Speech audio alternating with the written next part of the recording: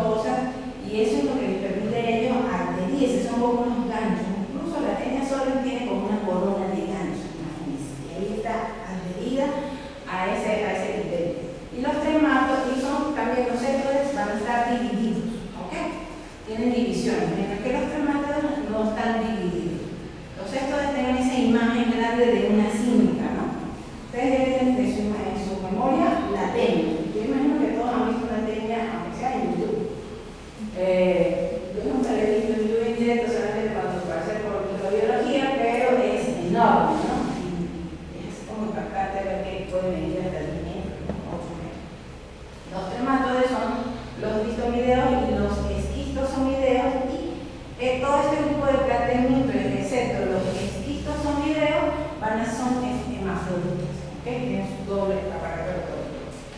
Se pueden reproducir ellos solitos. Mientras que los nematérmicos sí tienen diferenciado, ¿verdad? Y son los famosos nematodes, que son esos gusanos cilíndricos. Los áscaris, ¿no? Las personas no sé cómo acá la dicen, pero los lombrices, no sé si han escuchado esa terminología. Entonces, ustedes más o menos pueden orientarse. Dentro de los parásitos más frecuentes en el Perú, tenemos la Giardia lambda dentro de los protozoarios y la Entamoeba histolítica. Vamos a desarrollar esos dos, y la mayoría de los protozoarios que nosotros vamos a desarrollar van a ser, que les aconsejo para que ustedes lo recuerden, es que la mayoría tienen casi que las mismas características en cuanto a manifestaciones clínicas. Y el tratamiento, la ventaja es que el mismo medicamento es más fácil ustedes de conocer la presentación y cómo lo van a dosificar. Pero para que ustedes puedan llegar al diagnóstico y saber el tiempo de tratamiento que le van a dar, lo tienen que hacer a través de un examen directo de ese. Y para eso ustedes tienen que solicitar un parasitológico sellado, porque quizás en la primera muestra no le va a salir, sale en la segunda o sale en la tercera. Entonces tienen que insistir para tener la certeza de que van a corto el tiempo de que ustedes van a dar la terapia. Y dentro de los elementos vamos a desarrollar lo que son las tenias, y los nematodes vamos a desarrollar áscaris, tricocéfalos, enteros hipervinculares. Ya todos saben cuál es el entero hipervincular, ¿verdad? El que produce ese fluidito anal, y es muy frecuente en la mayoría de estas parasitosis en los pediatras, ¿no? Entonces, a los que vayan a ser pediatras, eso tengan en cuenta porque es lo que más llega. Y las famosas mucinares, ¿no? También tenemos el estromitoide intercelulares. Esto entre los más frecuentes acá en el Perú. Entonces, tenemos aquí dos imágenes. Esta imagen, acuérdense que la recuerda de los protozoarios. Ya, la característica, esta imagen cómo se le olvida. Cuando se la pongan, ahí no lo saben, es el famoso tropozoito de la llave. Y el de abajo es el entamoeba histolítica. Entonces, la entamoeba histolítica tiene un tamaño microscópico de 10 a 60 micras. Es un protozoario que es patógeno, tiene una alta capacidad invasiva y afecta principalmente el intestino grueso. También tiene la capacidad de tener una diseminación extraintestinal. Y el diagnóstico, como les dije, va a ser a través del examen de INESES. También lo podemos hacer con serológicos, y también se puede tener a través de una biopsia intestinal. En los accesos hepáticos dice que lo característico es la secreción de ese acceso, que es en anchoa. Ahora, vamos a tener unas manifestaciones tanto agudas como crónicas. El paciente le va a llegar a ustedes a la emergencia, a su consultorio, con síntomas de dolor abdominal, molestia, algo que ustedes, para poder definir cuál es el diagnóstico, tienen que hacer sí o sí un examen de ese sellado para poner un tratamiento. ¿Ok? Y dentro de las manifestaciones agudas puede haber la presencia de la famosa disentería mediana. ¿Quién me puede decir cómo es una disentería mediana? Exacto, ese es con sangre, ¿verdad? Entonces, moco, sangre, ese daño intestinal es tan severo que ya el paciente está manifestando eso y no está una disentería. Puede ocasionar una colitis fulminante y desarrollar un megacolon tóxico, y pueden llevar a este paciente con este dolor abdominal. El origen de esa perforación intestinal, el origen pudo haber sido una parasitosis. Imagínense. Entonces le llega a la emergencia al paciente con el dolor abdominal intenso, con signos, ustedes hacen la radiografía, la ponen simple de pie, hay signos de perforación y cuando le hacen el examen de ese o cuando el cirujano entra, es una parasitosis. Entonces, fíjense que tienen que tomar cuidado a esos pacientes y hacerle seguimiento, porque a veces nosotros nos queremos los más, llega el paciente con toda esa sintomatología, ya toma el test y ya te olvidas, pero fíjense que se puede tener estas complicaciones graves. Eso es lo que nosotros le queremos crear un poquito de conciencia. Las manifestaciones crónicas pueden ser esos periodos de estreñimiento, diarrea, enemismo leve, náusea y nerviosismo, ¿verdad? Algo que ustedes lo van a ver a lo largo de toda la exposición del desarrollo del tema, que van a ser casi las mismas características. Lo que lo van a diferenciar va a ser a través del examen de esa para tener una conducta. Esto, el estamónico líquido puede afectar a zonas intestinales, siendo el acceso hepático a mediano la afectación más frecuente que puede extenderse a zonas contiguas, como la pleura, el pulmón y el fecal. Ayer se fue de alta un paciente venezolano con acceso hepático y diseminación a nivel de pulmón, acceso hepático y pulmonar. Y los exámenes estaban negativos, después fue el tratamiento. Vimos con un control más económico que hubo mejoría. Entonces, sí llegan los casos, muchachos, porque a veces como que lo vemos muy lejano, pero sí llegan. Dentro de la epidemiología tenemos la amibiasis de transmisión fecal oral mediante alimentos o bebidas contaminadas. Y el tratamiento, ahí está el esquema. Siendo el metronidazol uno de los medicamentos que vamos a utilizar, una dosis de 500 o 750 miligramos cada 8 horas, y ahí está la dosis pediátrica de 30 a 50 miligramos por kilogramo día, por un máximo de 2 gramos, seguido de la paramonicina. Y en el acceso hepático ya el tratamiento va a ser por 21 días, dependiendo de la evolución del paciente, 30 días, ¿no? El tratamiento hasta ahora no ha descrito resistencia al entramo histolítica, felizmente, al metronidazol, que es de fácil acceso, y en este tipo de patología, como ya lo describimos, puede ocasionar un megavalor tóxico, puede ocasionar una perforación y va a necesitar una intervención quirúrgica. Entonces, el tratamiento puede ser tanto médico como quirúrgico. Ahora vamos a hablar del gastrocystis ominis. El gastrocystis, ya ustedes tienen que tener en cuenta de que este tipo de parásito prácticamente la mayoría de la población lo tiene. ¿Cuándo lo vamos a tratar? Cuando el paciente tenga manifestaciones clínicas intentas. Cuando el diarreico presente, ustedes le hacen el examen y le van a dar el tratamiento. Entonces, la clínica es un poco riesgosa, ¿verdad? Se le ha atribuido algunos casos de diarrea, anorexia, astenia, náusea. El tratamiento es el metronidazol, un tratamiento de 5 a 10 días, y solo va a estar indicado cuando ustedes lo aíslen o el paciente está con ese cuadro enteral y tengan ese resultado de ese positivo para la gastrocystis. Epidemiología a nivel mundial. El valantina es muy poco frecuente acá en el Perú, sin embargo, es un protozoario que puede tener una alta capacidad invasiva, afecta tanto al intestino grueso y el tramo final del quillo, y la clínica puede ser un paciente que les va a llegar totalmente asintomático, va a tener esas manifestaciones, igual no les va a estar siendo tan repetitiva, pero tengan presente que casi que la mayoría de todos estos cuadros de parasitosis van a ser con ese malestar de dolor abdominal, diarrea, todo esto, y ustedes tienen que determinarlo a través del examen de ese, y en este caso el tratamiento también es metronidazol, tetraciclina, dentro de las complicaciones, que es lo que tenemos que nosotros tener cuidado, es la perforación intestinal, e incluso puede llevar al paciente a un estado de shock. Entonces, en estas ocasiones puede estar indicado un tratamiento quirúrgico. Está bien mundial y la transmisión es fecal oral. Ahora, la famosa Yardia-Landia. La Yardia-Landia es una enfermedad que está muy presente porque da manifestaciones tanto agudas como crónicas. El paciente puede ser un portador asintomático y puede tener esas manifestaciones que le puede llevar hasta a que nosotros pensar que el paciente cuando llega, nosotros podemos hacer un diagnóstico diferencial con el famoso colon irritable, ¿verdad?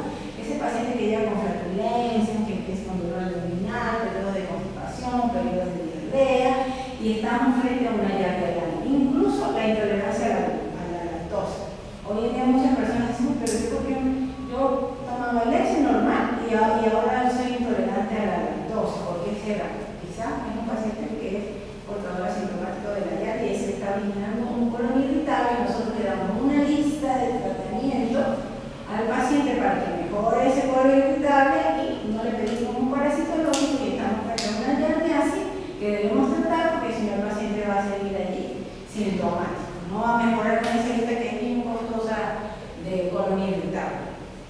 Entonces, ténganlo presente, se conoce como la diarrea del viajero, se asocia, puede originar incluso un déficit de hemoglobina A y afecta sobre todo al gordeo y al riñón proximal con un cuadro de diarrea y estreñimiento que a veces alterna y recuerda a un colon irritable. Lo más probable es que sea sintomática, la transmisión es fecal oral y bueno, a través de la muestra de heces. Entonces tenemos el ciclo vital de la Yardialandia. La manera de infectarnos de adquirir esa enfermedad va a ser a través de los alimentos infectados. De los trofosoditos o de los quistes. De los quistes, ¿verdad? Porque el quiste sí puede prevalecer en ese medio ambiente, ¿verdad? Y a través de los quistes nosotros nos infectamos y desarrollamos la enfermedad a través de los trofosoditos, que es esa famosa foto de la diarrea, ¿no? Entonces, va el ciclo, lo elimina por las heces, mala manipulación de alimentos, llega a las aguas, toda esa contaminación y vuelve otra vez y la persona mantiene el ciclo de infección. Entonces, ya les dije las manifestaciones agudas. Lo característico de la diarrea de este paciente, así como la mediana, que es con sangre, ¿verdad? La disentética, es que el paciente le va a decir que las heces están en el retrete, ¿cómo les dice que están? Flotando, porque dice ¿verdad? Da un síndrome de mala absorción y puede llevar a nuestro paciente a tener anemia, pérdida de peso y todo eso, y es un síndrome de mala absorción por la diarrea. Hay distensión abdominal, las posiciones son fétidas, son pacientes que sufren de mucha flatulencia, todas esas cosas sospechen de esto, muchachos. Y anemia. Entonces el tratamiento es metronidazol, 500 miligramos cada 8 horas, 7 días. Ahora, la ciclosporas cayetanense, muy poco frecuente, pero es un parásito del intestino delgado, se alimenta de la mucosa, se han detectado posibles procedimientos intracelulares en infecciones intestinales en pacientes con cefalopiliasis y el diagnóstico es a través de la adquisición de, bonita pregunta, ¿no? La clínica es de dispepsia, dolor abdominal, pérdida de peso, todo eso de diarrea persistente, intermitente y puede ser crónica en pacientes que están inmunocomprometidos. Tratamiento, el cotrimoxazol. Cada 12 horas por 7 días y probablemente es una enfermedad también que es cosmopolita, frecuentemente en Perú, Nepal, Centroamérica y la transmisión va a ser a través del agua y alimento. Entonces, fíjense, si ustedes hacen un buen control sanitario en su comunidad, de buena higienización de los alimentos, lavado de las manos, y en esas zonas rurales que las personas no tienen servicios higiénicos, ¿verdad? Que hacen sus deposiciones al aire libre, tienen mayor riesgo de contaminación. Por eso es que en la selva, los parásitos, las personas tienen mayor riesgo de contaminarse, porque no hay ese control sanitario. Muchas personas pues tienen muy bajos recursos, ¿no? Y en la propia ciudad, porque aquí en Tana nos han llegado pacientes con neurosis nervosa. Hay como temporadas, llegan día 3, día 4 pacientes con neurosis nervosa. Vamos a tocar el tema de los alimentos y es un tema bien presente que ustedes tienen que tener porque parece mentira,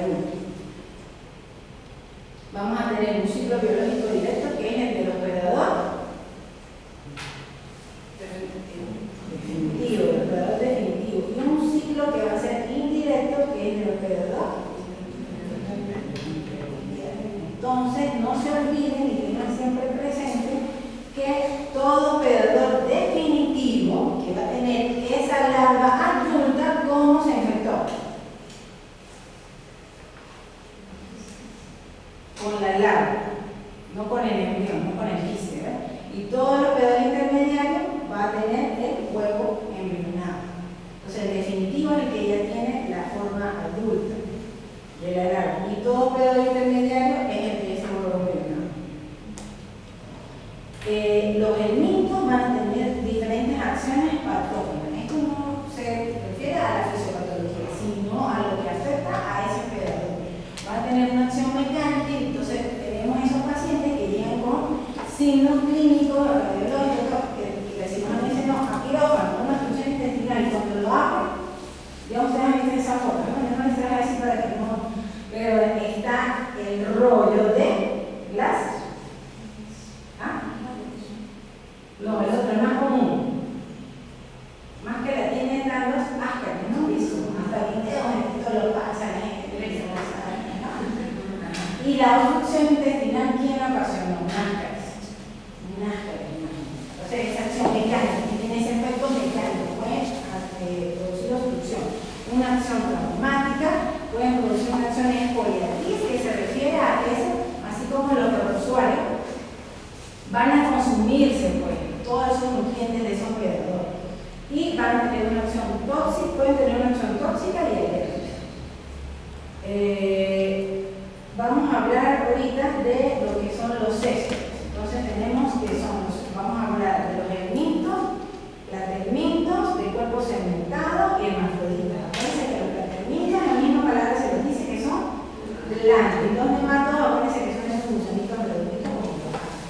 Entonces tenemos huevos embrionados, ahí ustedes pueden ver esa fotito, el embrión sacando, que ustedes ven esas tres pares de ganchitos que son esa coronita que está allí, esos ganchos que van a permitir adherirse al epitelio, y tenemos las larvas. Entonces ellas se enquistan y se forman ese cisticercoide tisular y quístico. Y ya tenemos el adulto ya formado, la teña, ¿verdad? Donde hay unas que van a tener ventosas y tenemos la que está con la coronita, que es la raíz. Con esa característica ahí podemos diferenciar de la sólida de la saginata. La de la coronita, con una rayita, es la teña sólida. La teña sólida. Entonces, la teñasis es una enteroparasitosis, pero también está la histoparasitosis, que afecta a un tejido específico. ¿Ya? Entonces, en la teñasis tenemos que es una enteroparasitosis causada por la forma adulta del sexto de la teña SPP, pues ya sabemos que hay una saginata y una sólida en el ser humano, y que este es el único operador definitivo. En la mayoría de los casos es totalmente asintomática, el paciente no presenta ningún síntoma. Tienen que pasar como 2 o 3 meses para que empiece a presentar, incluso empieza a expulsar la teña. En la mayoría de los casos asintomáticos puede incluir síntomas como un dolor abdominal, pérdida de apetito y de peso. Es posible ver esos fragmentos cuando pasan por el ano y en las heces. Entonces el paciente les va a decir que está expulsando eso y hasta se lo lleva a su consulta. Se requiere a través de muestra de carne de vaca o de cerdo, poco cocida y con la presencia de las larvas de la teña. Entonces, bueno, esta es la clasificación taxonómica, pero de acuerdo a lo que nosotros visualicemos del esquema, tenemos que son helmintos, platelmintos, séstoles, ciclofitideos por los ganchos, ¿verdad? En la forma como ya se adhiere, teña, bien sea saginata o sólida. Entonces aquí tenemos, si se puede ver, ustedes ven allí que esa teña tiene un escoles. Ese escoles es del tamaño de una alfiler, imagínense, de la cabecita de una alfiler, es mínimo, pero a través de ese escoles donde tiene los ganchos, ¿verdad? Entonces el cuerpo, donde se cae a través de esos ganchos se va a adherir, tiene el cuello y tenemos un cuerpo. Ese cuerpo tiene varias divisiones. Entre las divisiones que tiene ese cuerpo tenemos las proglótides, que van a ser inmaduras, las maduras, que es donde está ya el aparato reproductor, y tienen donde ya están las maduras, están ya fecundadas, y ¿saben cuántos huevos pueden reproducirse? Por cada uno de esos segmentos, hasta 8.000. Entonces, imagínense, una persona que quiere ser algo y tiene toda la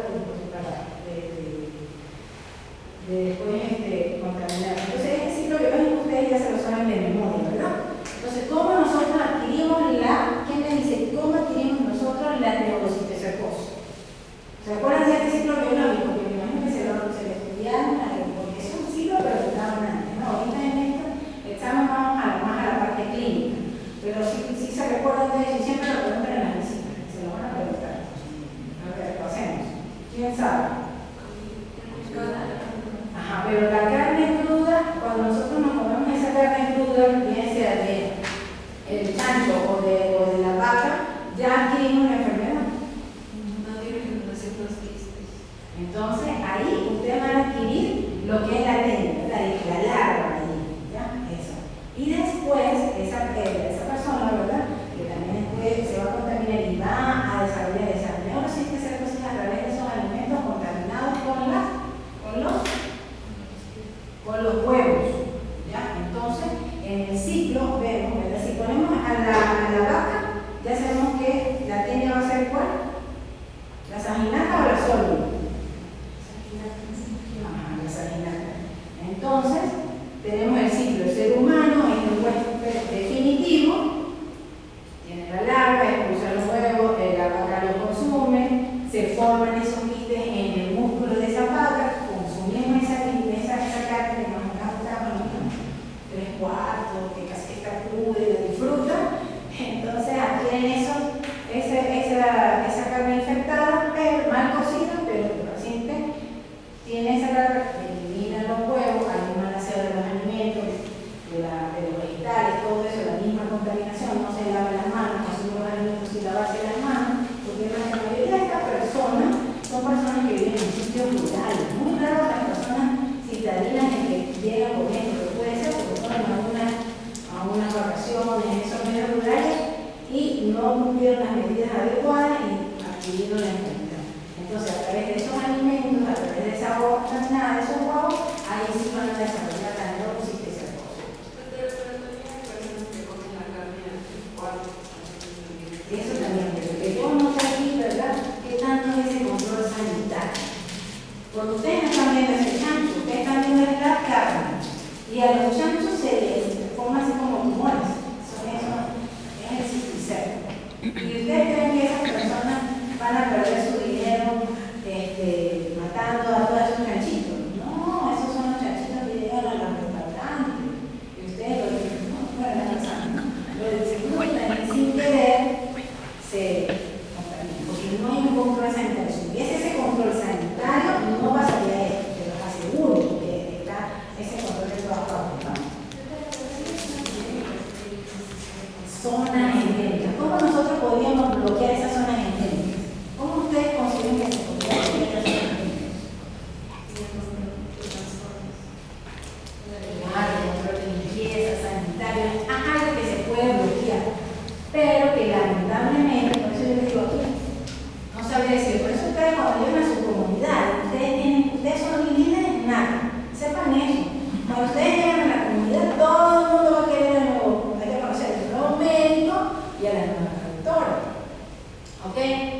Entonces, por eso les digo, en esa primera experiencia ustedes son jovencitos, entonces siempre estén con la enfermera. Siempre, tanto los caballeros como las damas, manténganse ahí en la enfermera porque deben tener ustedes su propia experiencia. Y aparte de eso, ustedes tienen que saber toda la parte, cómo les llega el agua a las personas, si todas las personas tienen acceso al agua, y eso ustedes pueden hacer un cambio en su comunidad, ¿no? Es un trabajo fuerte, pero es un ejemplo, ¿no? Si lo quieren, lo pueden lograr. Pero para eso tienen que tener el interés. Y ese interés como que sigue bajando. La gente quiere ir a hacer su salud, tener su papelito para hacer su recetado, o la mayoría se van, porque la mayoría de ustedes se quieren, ¿cuántos de ustedes se van a quedar aquí en el Perú? Ninguno. Todos se quieren ir a dónde? ¿A Estados Unidos? ¿A dónde se van a Estados Unidos? ¿A España? ¿A dónde se van a ir? Están engañando, ¿no? Ya, entonces piensen, cuando vayan a su cerro se van a enfrentar a esto. Se van a enfrentar. Si quieren hacer un cambio en su comunidad, lo pueden lograr con la ayuda de todas esas personas. Estoy seguro que ustedes se entienden, pero es importante tener en cuenta esto. Entonces, si cambiamos a la vaca por el chanchito, hacemos entonces el ciclo de la peña sobre entonces eso manténganlo presente. Ustedes van a adquirir la enfermedad de la neurosis-cercosis, que es cuando la persona, a través de los alimentos contaminados o las manos que están contaminadas con esa S, hace puede ser ¿no? Ahí van a desarrollar la neurosis-cercosis, pero por consumir esa carne infectada no van a desarrollar la neurosis.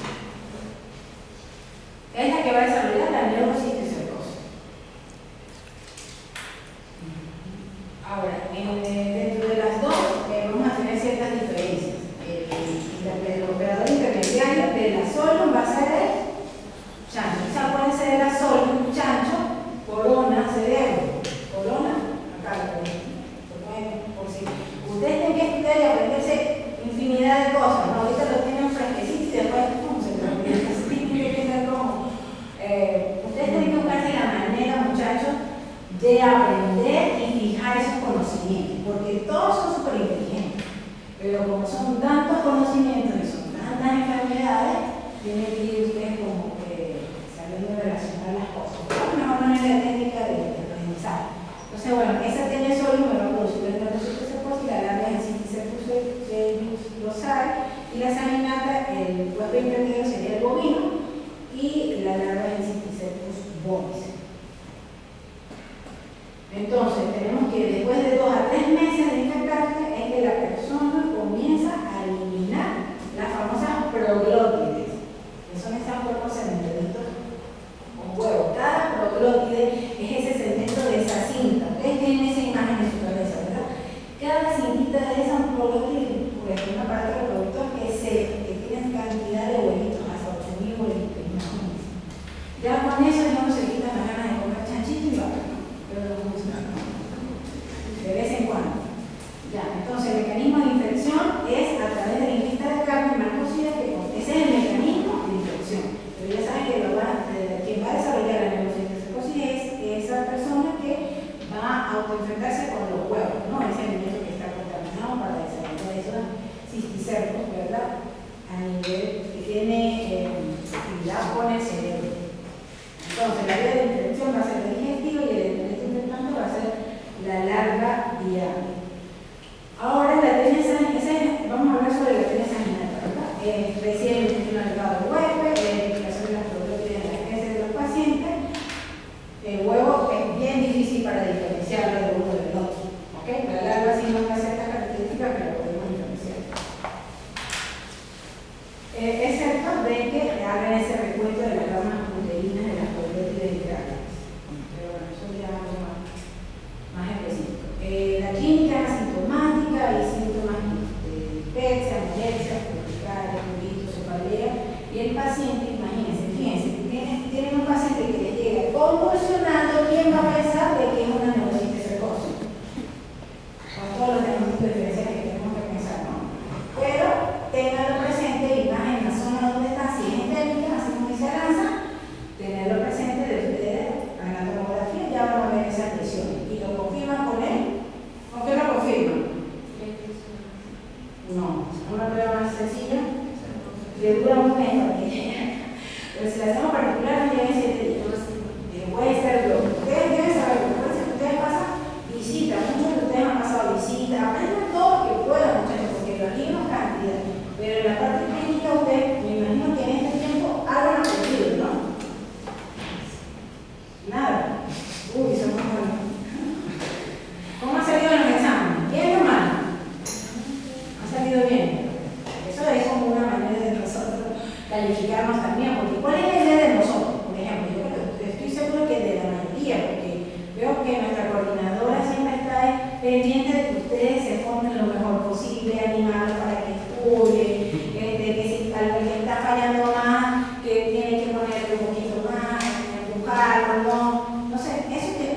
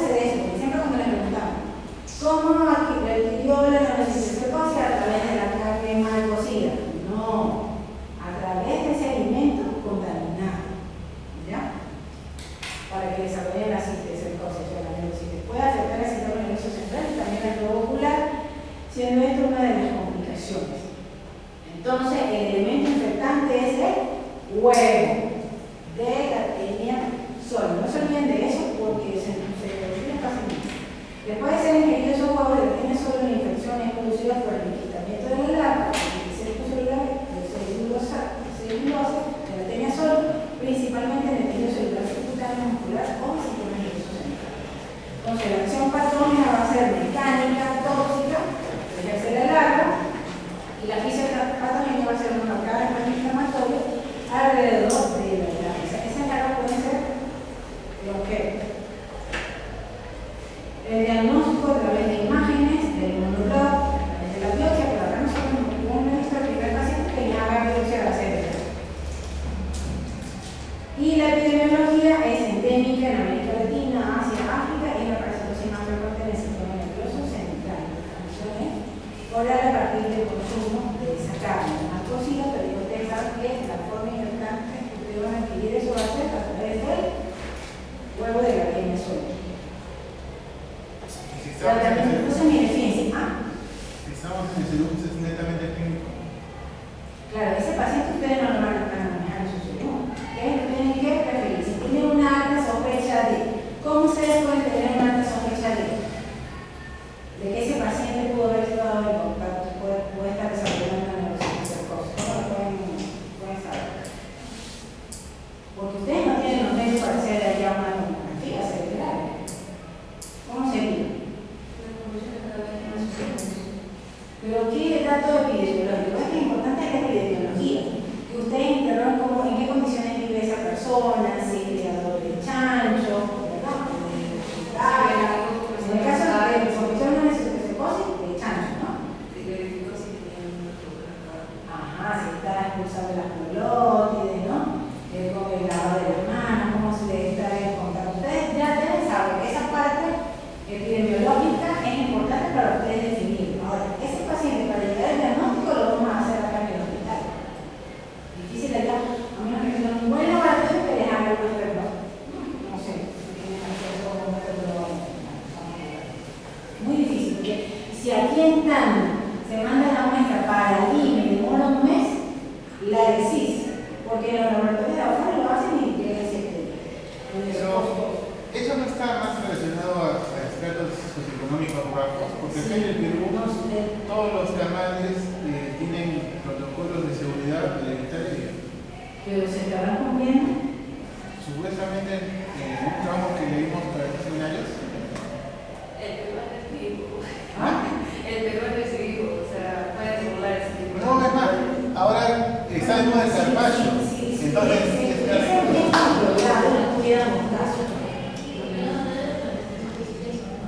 yo aquí he visto varios casos, acá en el hospital Lunano hemos tenido varios casos. Si quieres ese control sanitario, te han escrito, ¿qué es lo que quiero que está diciendo, no? claro, que estos casos se deben a las carnes que no pasan por el canal. Por ejemplo, no han visto nunca esas promociones, un pollo a la brasa 15 soles. Entonces, esos casos se deben a esos animales que no pasan por el canal. Y doctora, los casos que ha visto son de personas de bajos recursos o Sí, y la mayoría de las personas en el chat. Sí, pero yo digo, si ahí lo estuviese, que según ese trabajo, ustedes me están diciendo que les dice que hay un buen control sanitario, es que no llegaron casos, ¿no? Y yo he visto varios casos, no uno, sino a ver, como unos 6 casos más o menos en 2 años. Entonces, si llegan esos pacientes, que no hay la conexión en el paciente, no hay conexión, cuando te hacen la tomografía, entonces, mire, fíjense, hay una guía clínica del MINSA donde le habla exclusivo de la neuropsicosis, exclusivo, porque el manejo es un correcto médico, ¿no? Y para nosotros también. Entonces, les saqué allí de la guía el tratamiento, ¿no? Entonces, tengo que hacer el diagnóstico definitivo, lo sospecho con las imágenes, lo confirmo por el blog, se inicia el tratamiento. La neuropsicosis se va a tratar con antiparasitario, el albenazol y el praziquantel, ¿verdad? Y bueno, asociado a la sintomatología que le da al paciente con confusión, el estado en el que tiene que estar. Muchos pacientes a veces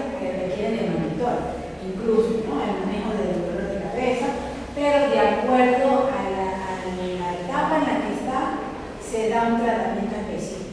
¿Ok?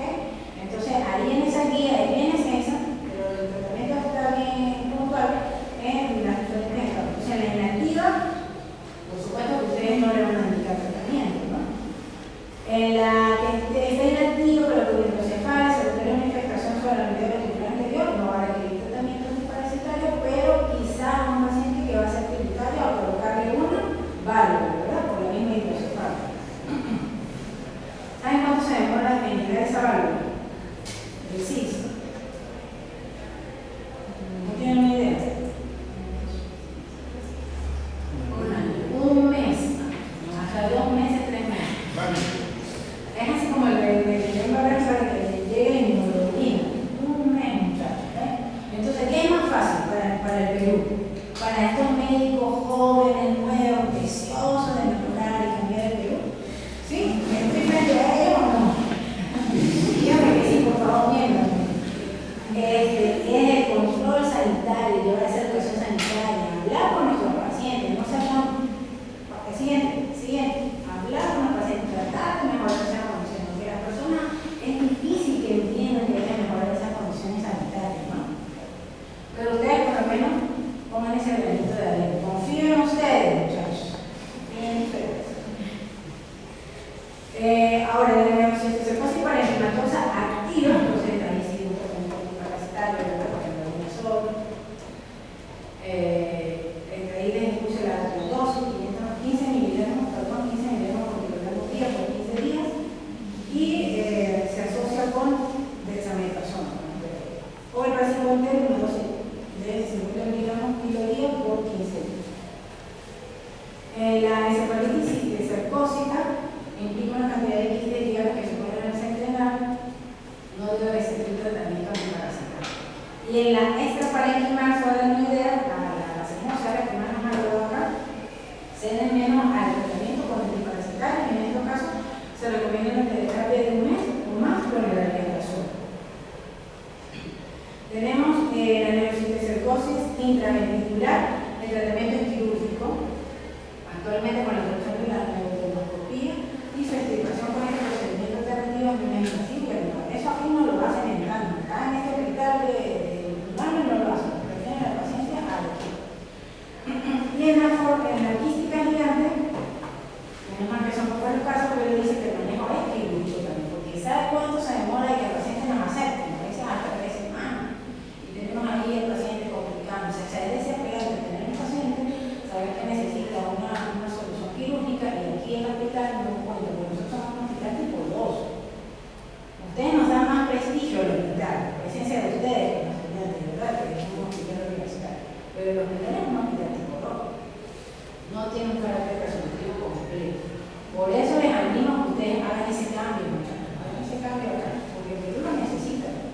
Suena explicar, pero de verdad que sí. Entonces, eso sería lo más puntual con la técnica sólida. ¿Okay? La hidatidosis. Bueno, esa imagencita que ven allí no está lejos de la realidad. No, o sea, yo en realidad nunca he visto esos casos, ¿no? Y menos acá pensar acá en Tano, pero fíjense que acá son amantes de los caninos, ¿no? Les encantan ustedes los cancitos. Pero hay personas que no cumplen las medidas adecuadas y nos llega ese paciente con estos quistes terribles en ese hígado y a veces el pulmón, todo así. ¿Qué hacer? Llega, muchachos, llega. Entonces, por eso es importante la educación sanitaria. Entonces, ya vieron ahí la educación sanitaria a nivel hepático. Esos quistes múltiples. ¿Sí, no? Y aquí hay varios casos, muchachos, varios casos. El adulto mide entre 3 y 5 milímetros, un escuelo pequeño con 4 ventosas, doble corona de gancho, con muestra de prología, cabeza por el cuerpo y ya empiezan los factores de contagio. ¿Ok? A través de ¿qué come esa persona que llegó con esos quistes? ¿Qué come? Comió la S de su perrito, pues, en ese alimento contaminado. De la S del perro, que es la manera que se va a contagiar. Entonces, para que ustedes vean, y aquí han llegado pacientes de que viven acá en Tano.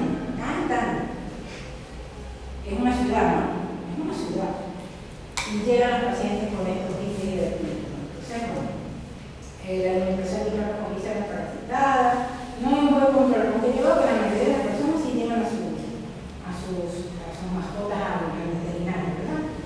Entonces vemos allí nuestro hermoso perrito, ¿verdad? La persona no cumple las medidas adecuadas y ¿qué hace el hombre? Ingiere los huevos que eliminan ese perrito.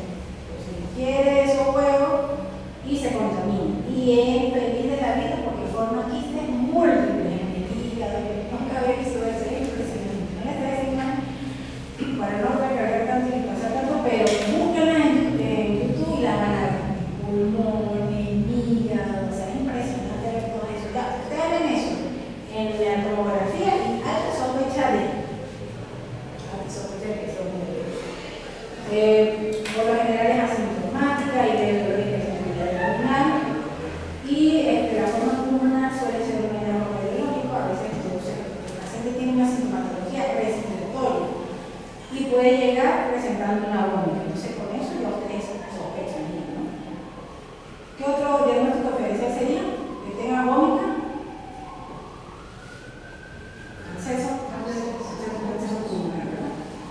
Y tengan presente que el acceso pulmonar de lo que produce la viva, ¿qué características tiene? ¿Qué dijimos? Como el shock. Bueno, la etidosis tiene complicaciones. ¿Cuáles de las complicaciones? La rotura biliar, la más frecuente. Y bueno, puede ocasionar fiebre, calofrío, hay la presencia de patología dolorosa, la presencia de acceso pulmonar. Puede ocurrirse que uno de esos quistecitos se rompa y lo origine un shock. Tránsito pulmonar, ahí el paciente va a recibir dolor de hombro, va a presentar vómita y expectoración de bilis. El diagnóstico nos podemos apoyar un poquito con el hemograma porque el paciente va a tener eosinofilia a través de los estudios radiológicos, la ecografía y la tomografía.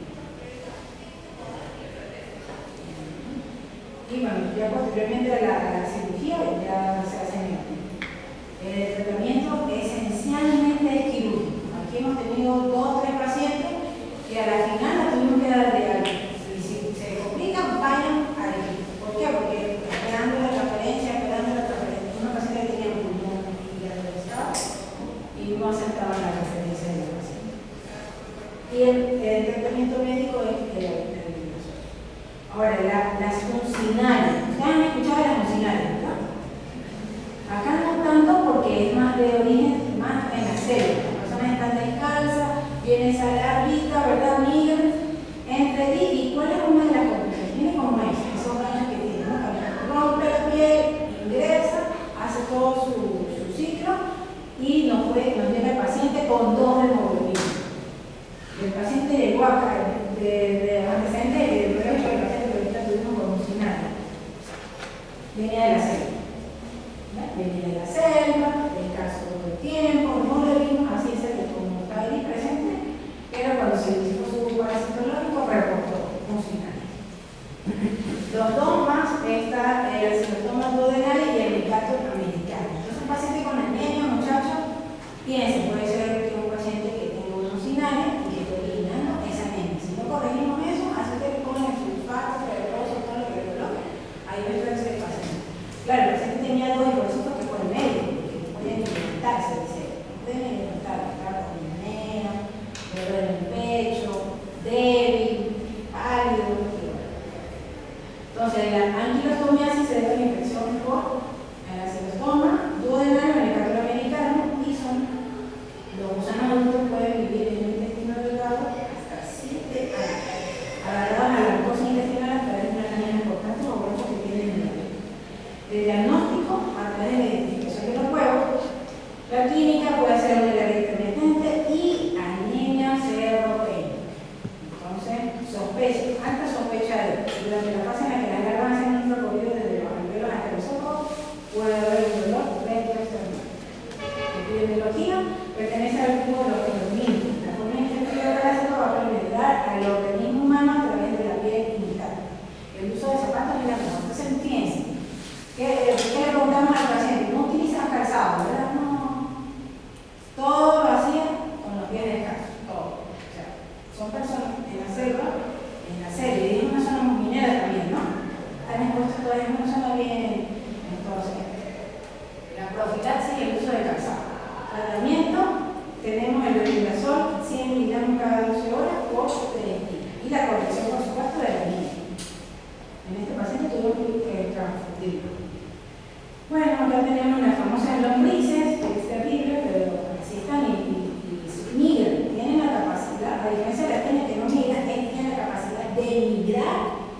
expulsarse y alojarse. Entonces ese niño que llega expulsando el ácaro el lombriz, ¿no? Y eso es que lo que a la gente le gusta, no, mándenle un antiparasitario que expulse todo, pero puede complicar al paciente. La gente no sabe. Entonces es un hemato, ya sea que es cilíndrico, al ingerir los poros efectivos de la grasa inician un ciclo del organismo y hacen una circulación, pulmones, tráqueas, faringe e intestino. Es terrible, cómo expulsan esas ascas. Y bueno, ellos tienen la capacidad de vivir en el intestino delgado. El diagnóstico a través del examen parasitológico, la clínica, puede haber personas que son asintomáticas, los síntomas que dijimos, ¿verdad? Dispepsia, retornar, diarrea, y pueden ocasionar. Entonces, fíjense que estamos ante una enfermedad. Fíjense que este tema de revisión nos puede dar un paciente quirúrgico. ¿Quién de ustedes quiere hacer cirugía? Ninguno. Bueno, fíjense, un paciente que tenga todo, Jimena va a ser cirujano plástico, ya sabemos. Todo ya nos hace después. Un paciente llegue con signos clínicos de obstrucción intestinal y sea por una clínica. Ocurre. El paciente que llegó al cirujano al quirófano, abrió y lo que está originando la obstrucción no era un tumor. Él era así. Ya ustedes lo han visto, ¿verdad? Porque la gente lo sabe. Un ovillo de la gente. El tratamiento es el mebendazol, 100 miligramos cada 2 horas por 3 días o 500 miligramos en una dosis única. Tenemos la alternativa para la evidente, la mebendazol una dosis única por 200 miligramos, la metacasina 75 miligramos por kilogramo de dosis, máximo 3.5 gramos en el adulto y 2.5 en el niño. Tienen